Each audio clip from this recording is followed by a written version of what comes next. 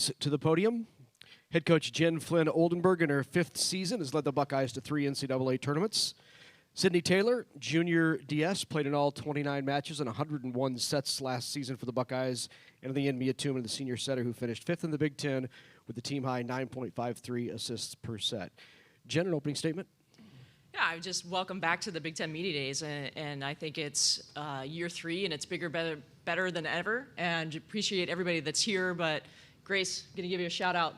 Did it again. Yeah, you and your crew just set the standard and continue to do more for the sport of volleyball, and we appreciate it. I think it's cool for our athletes to get that opportunity, and I like this touch this year with these elementary school students. Like, you're part of the process, and you can see what's next. And I think for us, we're always talking about what's next. For our athletes and what their careers are. There's a path ahead of you. So welcome to them as well. So thanks again. It's going to be a really cool year of volleyball, adding 4 schools. I think that's really exciting, and yeah, we're ready for it. We'll open it up to questions. Just a reminder, please state your name and affiliation when you ask a question. Alana Goldman, 5 wins. Last year was a bit of a rebuilding season for you all. What have you seen in the gym in the spring that you're looking forward to showing the world this fall? Me? Yeah, I think we're just ready to go. Having Lonnie and Raider back is huge, and we're just happy to have them. They bring such a great energy and atmosphere, and the freshmen that came in they're so ready, they're so excited, and I feel like we just feel super connected, and we're just ready to show everyone what we've been working on, and yeah, we're just super excited. Yeah, I think we have more depth, which is important. I think that's something we were lacking last year. We took more losses than we wanted, but we're going to use that rebuilding year to fuel us this year, and we're excited to get back into this conference and get us ready for the postseason. That's our mission. Hi guys, Aaron Ferguson, Wisconsin State Journal. Jen, you guys added Ella Rupel through the portal. What do you like about her? And for the players, how have you gotten to know her, and what do you like about her, whether it's on the court or just off it? Yeah, I mean, she's a big physical presence. A 6 rotation outside that was highly recruited, and just didn't have the opportunities that she probably wanted at Wisconsin. And now she's here with us, and she feels like she's home, which is really exciting. I think she brings a lot to us in the gym, like just the level of play, the expectation, the standard. I think she's elevated that, and off the court she fits. And I think that's a big part of our culture, the people that you have in it. And she's a Buckeye, and she'll be one for life. Yeah, she's been a huge voice for us already throughout spring and through summer. So just getting to have her right away before things get started is huge for us. But the way she's fit in and raised the standard, brought her voice, been a leader for us has been huge. But also just her as a person has fit with our team so well and has been a glue to our team of bringing everyone together. And I just look forward to playing next to her coming up shortly. But yeah, I love her. Yeah, I agree. I think she fits right in. She's so funny and just brings a great energy every day to practice. Her voice is loud and it's effective, and I think, I'm excited to play with her and see what she's all about. Coach, we've heard a couple of players here at the podium talk about playing at Covelli and how special that is for them coming in as an outside team. What makes that place so special?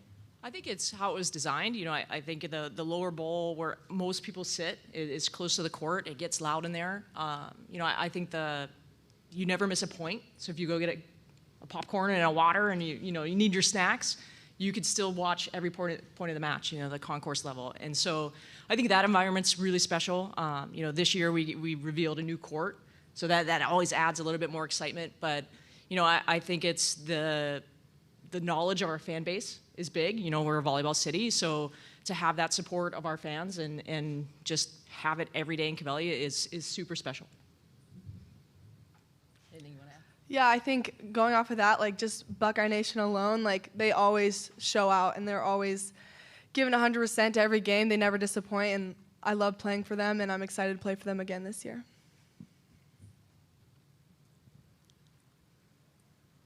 For Mia and Sydney, you both come from a family of athletes. I was hoping you could talk a little bit about how that inspires you and drives you and what it means to represent The Ohio State University. Yeah, my family is full of athletes, but my oldest brother played football at Ohio State, and when I was getting recruited and going through the process, that was he was just a big role model for me, but seeing him be a Buckeye and what it means to go to the Ohio State University was so special. He's been like a mentor and everything, whether it's school, faith, family, all those things. He's just been a huge role model for me, so having him down the road 10, 15 minutes has been so awesome. But yeah, my family's there every step of the way, and just having athletes, a good day or bad day, they love and support me no matter what. Yeah, my dad played at the school team up north, but I think it was just really cool to go through the recruiting process where he's like, I mean, you know where I want you to go, but I want you to make this decision for you. And he really just took a back seat and said, I want you to pray about it. I want you to think about it, talk about it to all your loved ones. And he let me make the decision and he gave me his full support. Like, I mean, he's definitely not a Buckeye fan, but he knows, that you can't deny like what Ohio State brings to the table. And he knows that this is the perfect fit for me. And I'm just excited to kind of pave my own way here. I mean, I'm the first one in my family to be here, so I'm thrilled, excited. How about your mom? Let's talk about your mom a little bit. Oh, yeah. My mom's a stud. But she, honestly, in the volleyball world, she was everything, just so supportive and like just someone I could talk to about anything. She's been through it, played at the highest level for the Women's USA volleyball team, and she's just such a strong, I'm like getting emotional. She's just such a strong role model for me, and like I couldn't even imagine my journey without her presence and her guidance, through the volleyball world. Mia, does Dad wear gear? He does. Can you send us a picture so we can put it on air? Of course I will. He will wear as long as it says Tuman number 9 in volleyball. It has to say volleyball on it, but he will rock it to the home games, which I appreciate. He's my biggest fan, guys, I promise. I love the family dynamic that you guys have as someone who grew up in Cleveland and saw a lot of the Michigan and Ohio State stuff. But my question is for both of you players. Both of you have serve-receive responsibilities. What is the most difficult serve to receive and why? And then coach, when they're finished, who around the conference has some of the best serves that you've seen? You first. Like what kind of serve is tough to receive? I got to think about this one. Yeah. I'll go. I set the second ball, but I mean, they do a great job of handling all the tough serves. I think we just talk about, get it nice and high in the middle of the court. I'll just go chase it down, like when we know a tough server's on the other side of the net. But they do a great job. I just kind of follow in their lead. Yeah, I think overall, just in the Big Ten, we're a great serving conference. So there's some heavy serves and good floats on all teams. I think some of the top spins are great. Indiana has a few top spins back-to-back, so they're fun. We love tough serves. So. Yeah, I mean, Cameron Hayworth comes to mind. I mean, she's chasing a record, and so, she's super competitive. I think she's going to go after it again this year. Brooke Mosher, presented some challenges. Is it Mosher or Moser? Do we know? Moser. Yeah, I don't want to, sorry. Brooke, I'm sorry. But yeah, she presented some challenges. But, at the end of the day, we have to have the mentality of getting the ball up and forward, and Mia does a good job of running the offense. And if we're in system, out of system, we still need to take good swings. And so regardless of that first ball, we need to have a heavy third contact. So I think the onus is on that second contact, especially in our league with how aggressive and powerful serves are, but also defensively, like what we have to create on defense. Jen, you mentioned that we're thrilled to have Brunson Academy students here, 7th and 8th graders, who are dipping their toe in journalism. They'd like to ask you a couple questions. Yeah, excellent. My name is Serenity Scott from Brunson Elementary, and my question is for the coach.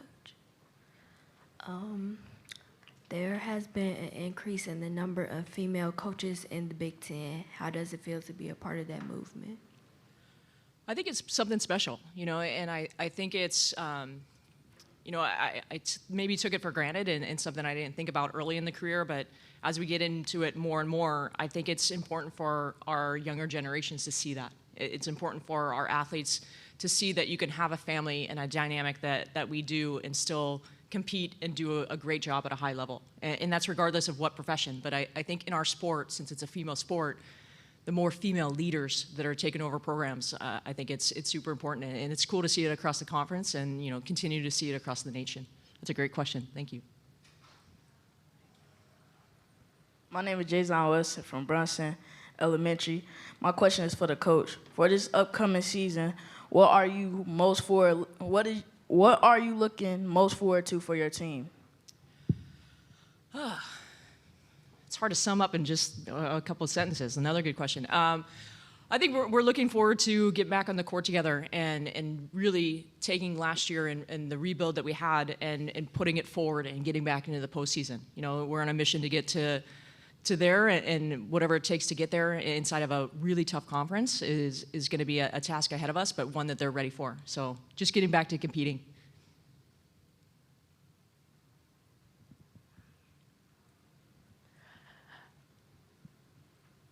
Wait, my name is Duke and I am from Bronson Elementary School. Have y'all ever went home and worried about y'all teammates? Yeah, all the time. I think we're super close, and I'm always thinking about my teammates. They're my best friends. They're like my second family, so I worry about them a lot. If something's going wrong, they're hopefully nothing go wrong, but I do worry about them a lot. I think about them all the time. They're like second family. I think overall, we have very good communication with each other. So whether it's something good or something's up with them, we're in very good communication with each other. And whether that's our team text group chat or our Snapchat, even before practice, at class, people are texting each other, how are you and all that stuff. And just our locker room is a very safe place for us and always checking in on each other. But definitely when we go home, we're still checking in on each other and texting each other all the time. Lincoln Arneal, Huskers Illustrated. Jen, you had one of the more difficult non-conference schedules last year.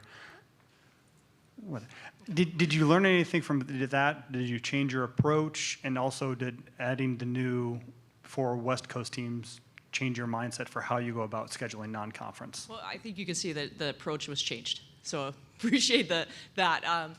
I think scheduling is one of the most difficult things we do in the non-conference. The Big Ten schedule we're presented, but the non-conference we choose. And the first couple of years, it's a lot of guarantees and returns, things that were promised that I wanted to hold on to from the previous staff. And so, some of those things that happened were because of years past. I also like to schedule tough, and you saw that the last 2 years. I think that prepares us for the Big Ten. I think the unknowns of the Big Ten this year changed my philosophy just because we get a shot at everybody once and maybe 3 people twice, right? So that you have to look at RPI, you have to figure out what's going to get you in the best position to host first and second round, or can you host regionals and the regional finals? I think you look at all those things, but the biggest thing for this group is getting back to the postseason. And so I think the approach changed with the unknown of the Big Ten, but also we want to host first and second round, and that's our path. And so I think the schedule reflects that. I think we have really good RPI teams in the non-conference, and we're excited to compete against them.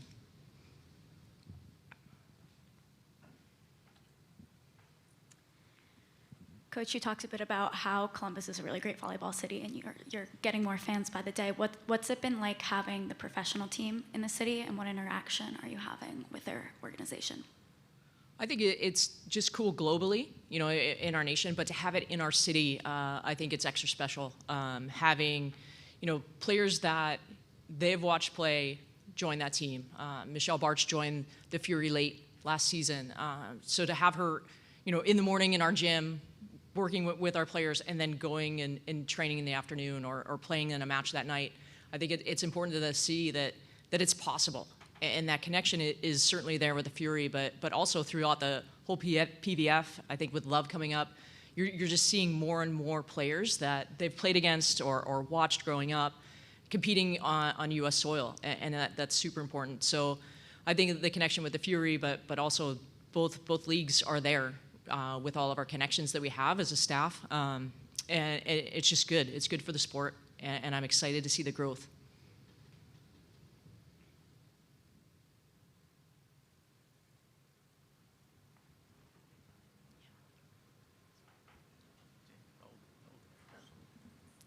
My name is Serenity Scott from Nelson Brunson Elementary, and my question is for the players. So, like, when you get older and when you start a family and stuff of your own, if you want to, do you think you would still be talking to your teammates a few years from now? Oh, for sure. Definitely, as volleyball ends, it ends for everyone. Those relationships will definitely be carried on, and the memories and laughs, the cries, all those, the good and bad, will all make the relationships with each other definitely carry on. And whether it's weddings, good days, bad, like anything, we'll definitely stay in contact. And just being in Columbus, definitely have good alumni weekends and catch up with each other all the time.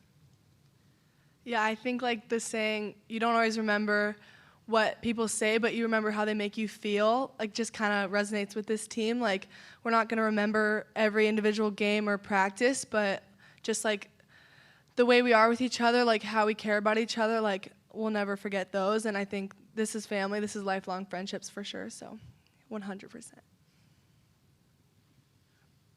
It may be easy to take, Emily's been great for a number of years. It may be easy to take her for granted, but what ways have you seen her continue to elevate her game? And I said you've played with her for a number of years too. How have you seen her challenge herself and continue to raise her level? Yeah, she's done so much for Ohio State. Just growing up with her and she's kind of like my big sister because I played a year younger than her. Just seeing her confidence, I think, from high school, beginning of her college career till now, has just grown tremendously. And she's been that leader for our team and has really took on that role with that confidence that the rest of the team also needs, because when she's confident, everyone else is confident. But just her as a person too, her as a woman, she's awesome, and she keeps the glue to our team together, and yeah. Yeah, I think she's always had a presence. You know, she was a threat as a freshman, and in each year, she's keyed on. You know, she's the scouting report, and with some additions. You know, I think this year she's going to bring a consistency. Last year she took a huge load on for us, playing on the left and passing, and we kind of threw her into the fire with that, and she held her own, if not more. But I think this year the consistency that she brings, leadership, presence, production, I think it's just going to take off even more. So look out, world. Londot's ready. Jen, Sydney, Via, thanks so much for joining us. Have a great season. Thank you so much. Appreciate it. Thank you, everybody. Thank you. Oh, one more? Oh, Larry cuts me off. Oh, all the okay. time. Well, she's behind. It's Sue. Sue with Big Ten Network. Just real quick, you guys mentioned the freshman ads early. What do you say to them to get them ready for the Big Ten, for the gauntlet that is the Big Ten, both physically and emotionally? I'll go first.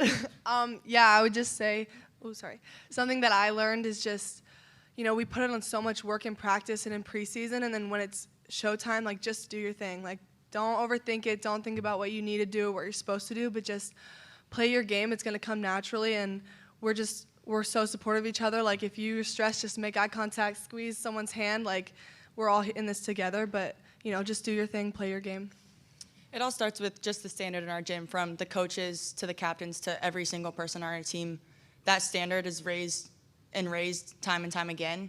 And the minute they walk in that door, they're held to that standard, and they know that. So coming into the Big Ten isn't a surprise to them, because that standard has been held the day they walked in, whether that's in the spring or in the summer, in the weight room, conditioning, off the court, on the court, all those things. They know what's expected of them, and they're ready for it.